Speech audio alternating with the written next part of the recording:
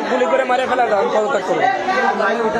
তাকে গুলি করে মারে ফেলা দিয়ে চলে যাও, পদত্যাগ আমি করবো না।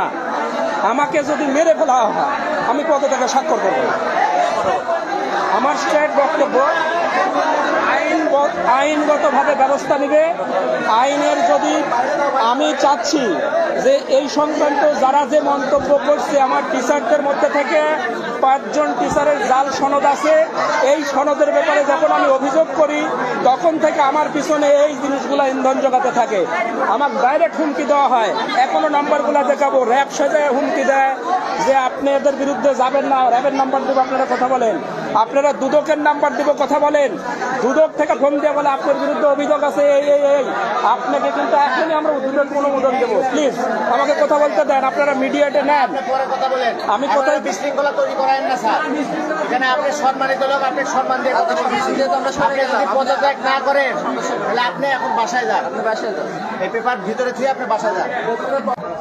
আমি আজকে যেভাবে আমাকে বলা হয়েছে, বিভিন্নভাবে প্রশ্নবিদ্ধ করা হয়েছে, এটা ঠিক। প্রশ্নের আলোকে আমি কিছু কিছু উত্তর দিয়েছি, কিন্তু সেই উত্তরগুলো হয়তো দেখা যাচ্ছে সংখ্যায় আধিক্য হওয়ার কারণে আমার কথাটার এত গুরুত্ব বহন করে নাই।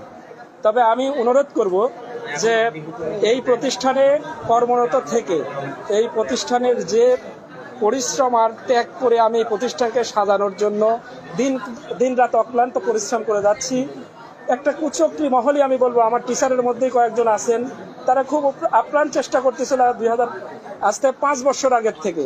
আমি প্রতিবাদেও লিখেছি যে তারা যে কোনো মূল্যে আমাকে সরাতে পারলে তাদের অনেকগুলা কাজের ওরা স্বীকৃতি পাবে। হয়তো আমি চেয়ারে থাকবো না, তাকে দিয়ে করাবে, এবং পূর্বে সেটাও ঘটছে। আমার কাছে ডকুমেন্টস আছে, আপনারা চাইলে দেবো।